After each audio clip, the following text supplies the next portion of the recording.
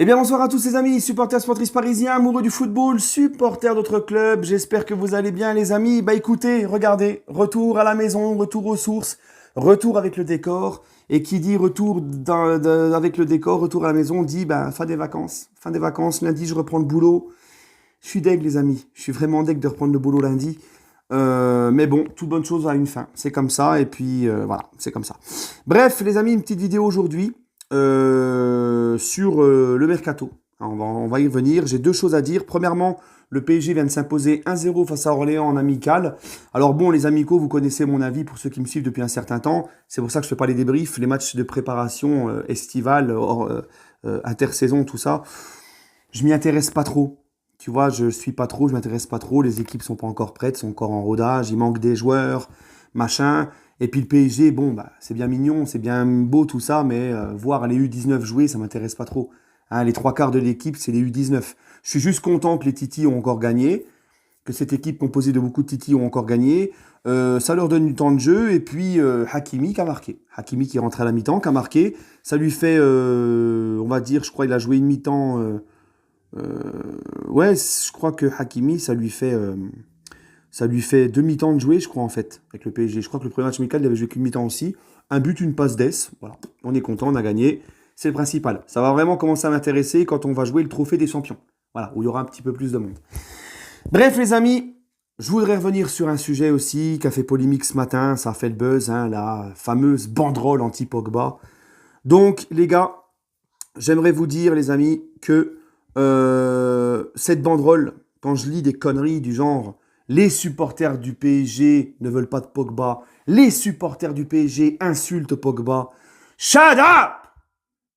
Come on, man! It's bullshit! Hein? C'est quoi que ces ramassis de conneries là? Est-ce que vous vous sentez représenté par ces Golemons là?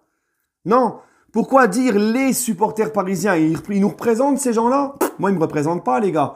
Je vais vous dire, cette banderole-là, je doute même que ce soit des supporters parisiens qui l'ont écrit.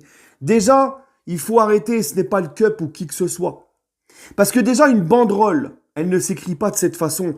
Depuis quand on écrit une banderole avec des ronds à la place des i? On dirait un gamin de 6e qui a écrit la banderole. Des ronds à la place des i. Hein? À la place des ronds à la place des points, pour faire les points sur les i. Des ronds. T'as déjà vu ça, toi? En plus de ça, une banderole même pas signée, 100 personnes autour, alors que d'habitude, les banderoles, soit elles sont signées, ou soit il y a les membres du Cup ou tout ça qui sont présents avec la banderole. Là, rien du tout. Une banderole comme ça, avec une écriture de puceau. Et puis en plus de ça, pour couronner le tout, sur la fresque des anciennes légendes du PSG. Sur la fresque des légendes du PSG, les gars. Hein, en plein sur la gueule de Bernard Lama. Et de Rai, il me semble, je sais plus. Enfin bref, c'est une honte. Et n'importe quel supporter, même le supporter qui ne veut pas de Pogba pour X raison, chacun son avis, il n'y a pas de souci. N'importe quel supporter qui se respecte ne mettra jamais une banderole sur la fresque des anciens joueurs, les grosses légendes du PSG. Jamais, les gars. Il y a un minimum de respect. Ce n'est pas des supporters parisiens. Ces mecs-là ne me représentent pas, ils ne vous représentent pas, ils ne nous représentent pas. Donc arrêtons de dire les supporters parisiens. Ce sont 3-4 cassos, 3-4 Golemons au chômage. Ou même peut-être des anti. C'est peut-être même sûrement ça. Des anti-PSG qui sont dégoûtés peut-être de voir encore l'arrivée d'un grand joueur à Paris, d'un très bon joueur à Paris, et qui font tout pour le déstabiliser pour pas qu'il vienne. Tout simplement. Donc cette banderole-là, elle ne nous représente pas. Elle ne représente pas les supporters du PSG. Bref, les amis, le mercato. Alors, je vais vous donner mon ressenti sur le mercato parisien. Je pense que du côté du mercato parisien, il y aura encore une arrivée au milieu, une arrivée devant, une arrivée en latéral gauche. Voilà. Du côté des départs, je pense très certainement que à droite c'est bon, Hakimi, Dagba pour la rotation, je pense que ça bougera pas. Je pense que Kehrer, il y a moyen que Kehrer il bouge, hein, vu son niveau, voilà, Kehrer il va bouger, hein, on espère en tout cas, parce que j'aimerais bien que dans la rotation il y ait le petit El Shaddai qui ont de grosses qualités, donc Ramos, Diallo, El Shaddai,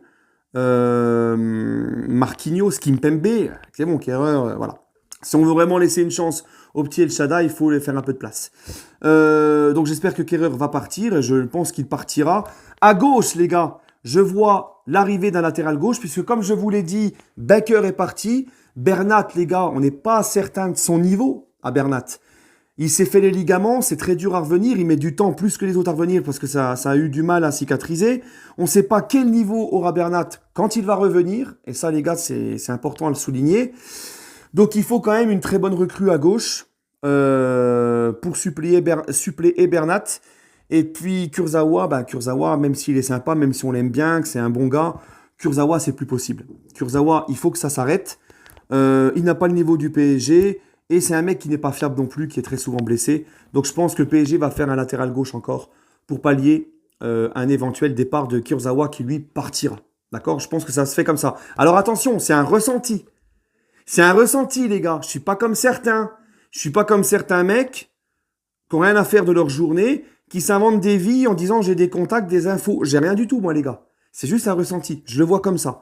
Donc à gauche, une belle recrue. Ça parle d'Hernandez. Il y a du monde à gauche à faire. Le petit Hernandez, pourquoi pas? Hein, Hernandez, très bien. En plus, joueur français. Même si c'est quand même cher. Et puis que pour 30 millions, tu auras quand même un mec comme Tagliafico, par exemple, de l'Ajax, qui a montré de très bonnes choses en Ligue des Champions avec l'Ajax, qui est très bon dans les gros matchs, qui, à chaque fois que j'ai vu l'Ajax jouer, qui a été très bon. Lui, tu peux l'avoir pour moins cher, mais il y a des idées à faire, Hernandez, ou Tagliafico, ou le petit Gaïa, ou pourquoi pas le petit Grimaldo, tout ça, tu vois, pourquoi pas. Hein, mais je pense sincèrement qu'il y aura une belle arrivée à gauche et un départ de Kurzawa. Au milieu de terrain, je vois sincèrement Pogba arriver. On parlait de Pogba il y a 5 minutes, là. Je vois Pogba arriver. Hein, il veut venir à Paris. Les rumeurs s'intensifient du côté d'Angleterre comme en France. Je le vois vraiment venir à Paris. C'est un profil qui nous conviendrait vraiment. Il est complet, Pogba. Il a une grosse frappe. Il est puissant. Il sait casser les lignes balle au pied ou avec les passes. Il est très technique. Il a un très bon QI foot. Il sait récupérer des ballons. Il est très puissant, très physique. Le seul souci de Pogba, c'est son irrégularité. Mais bon, ça à Paris, hein, l'irrégularité, on a l'habitude.